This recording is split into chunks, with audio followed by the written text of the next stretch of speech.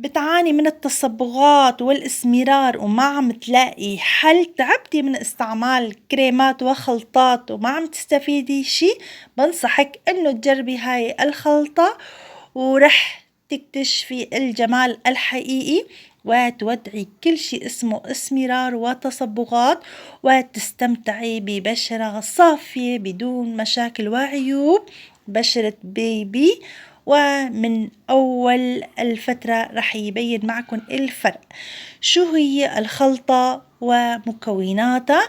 بنصحكم أنه تجربوا هاي الخلطة المعجزة وبعدين اكتبوا لي رأيكم بالتعليقات، وأنا متأكدة أنه رح تدعوا لي من كل قلبكم. برحب فيكم من جديد. اليوم خلطتنا معجزة حرفيا، خلطتنا بتقلب القرد للغزال، بتقلب الأسود لأبيض، بتقلب الفقر للحمام وأكتر من هيك أبدا ما عم بالغ. كريماتنا يلي رح نخلطن في الخلطة مشهورة كتير وبسهولة بنقدر نحصل عليهم. خلطتنا كيميائية كسرت الدنيا عن تجربة.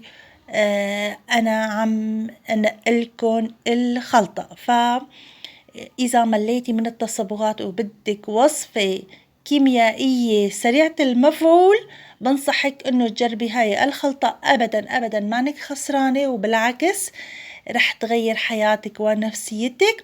اهم شيء من كل هذا الحكي انه تابعي هذا الفيديو وتطبقي التعليمات قبل وبعد لحتى تنجح معك الخلطة. غير هيك رح تكون النتيجة عكسية، وأنا ما بتكفل النتيجة لأنه ما قبل وما بعد أهم من تحضير واستعمال الخلطة. فالله يخليكم، والله يخليكم مرة تانية وثالثة. أهم شيء أنه ما تهملوا ولا جزء من الفيديو، لأنه كل معلومة بتكون أنفع من يلي قبلها. فلحتى تعرفوا تحضروها وتستعملوها ضروري جدا تتابعي هذا الفيديو للنهاية، حتى لو كان طويل، حتى لو كان يعني أنا حابة أنه أوصلكم الفكرة، أوصلكم المعلومة. فإذا كان مقدمتي طويلة وإذا كان الفيديو طويل ضروري جدا أنه تتابعوها للنهاية لمصلحتكم. وحتى فيك تعملي فيها مشروع صغير تستثمري منها. كتير بنات بيطلبوا خلطات، ومن هاي الخلطات يلي بتعطي نتيجة فورية هاي الخلطة يلي بدنا نحضرها اليوم. فقبل ما نبلش شوفوا حالكم إذا مشتركين بالقناة يا ريت تشتركوا فيها وتضغطوا لايك صغير لهذا الفيديو مشان يوصل للأشخاص يلي مهتمين وبيعانوا من التصبغات. فخلونا نتعرف أول شي على الكريمات يلي رح نخلطهن. وهاي الكريمات أبدا غير مفقودة، كلهم موجودين، بتلاقوها في أي محل قديم لبيع مستحضرات التجميل. يعني لا تروحوا على محلات الحديثة، روحوا على محلات القديمة، لأنه هاي الكريمات هي الكريمات الأكثر طلبا، كريمات شعبية. فالمحلات الشعبية رح يتوفر عندهم. قبل ما أعطيكم أسماء الكريمات يلي رح نخلطهن، حابة أحكي لكم شوي عن فائدة الخلطة. الكريمات يلي أنا رح استخدمها هي كريمات قوية جدا، في منها بتحتوي على كورتيزون. أنا ما بنصح إذا ما بتعاني من التصبغات على استعمالها. الخلطة يستعمل للأشخاص يلي ملوا من التصبغات والتصبغات عندهم قديمة جدا وما عم يلاقوا لها حل، لأنه أي خطأ بسيط رح تكون النتيجة عكسية. يعني الخلطة مفيدة جدا جدا جدا وبنفس الوقت خطرة جدا جدا جدا.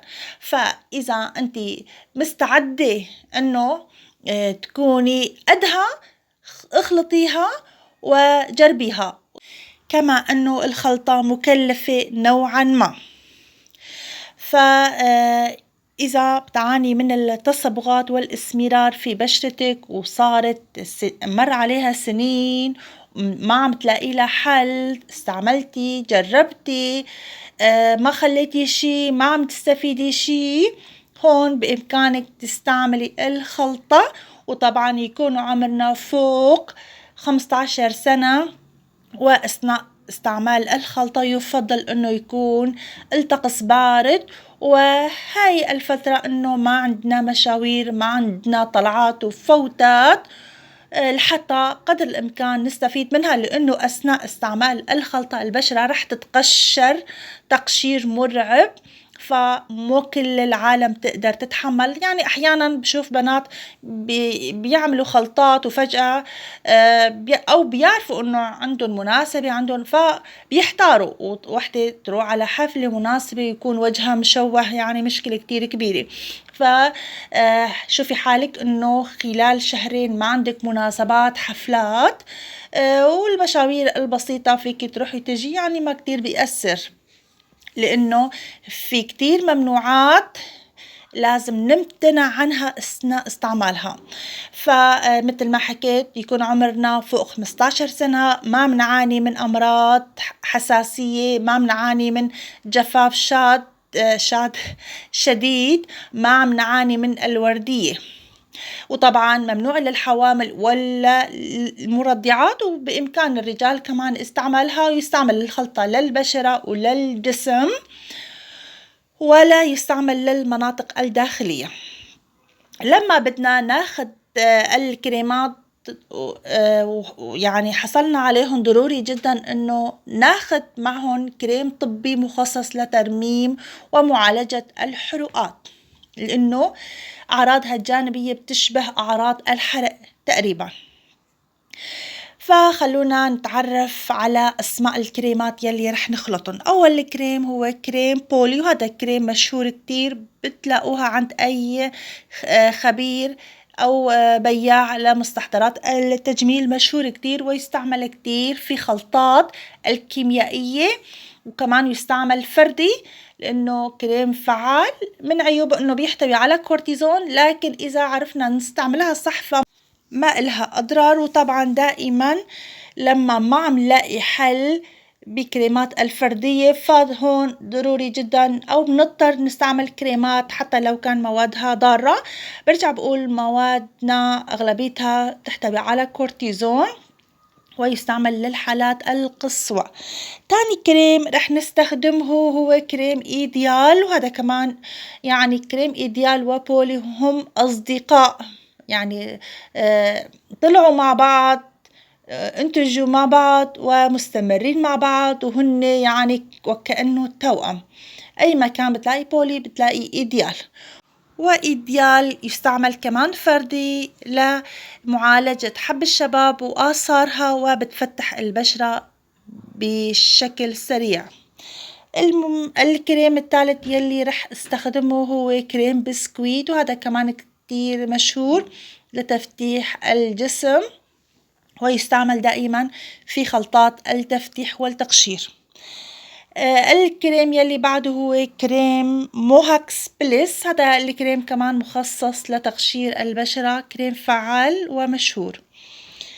وبعدين بدنا كريم فير اند لافلي، وهذا الكريم لا غنى عن التعريف، من أقوى الكريمات يلي بتساعد على تفتيح البشرة.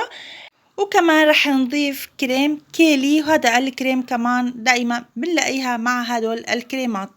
وآخر كريم رح نضيفه هو كريم جيلين، وهذا كمان كريم معروف كتير، وبإمكاننا استعمال صابون موهاكس مع المجموعة، أو أي صابون بيحتوي على زيوت طبيعية كصابون غار أو صابون زيت الزيتون أو صابون بابايا.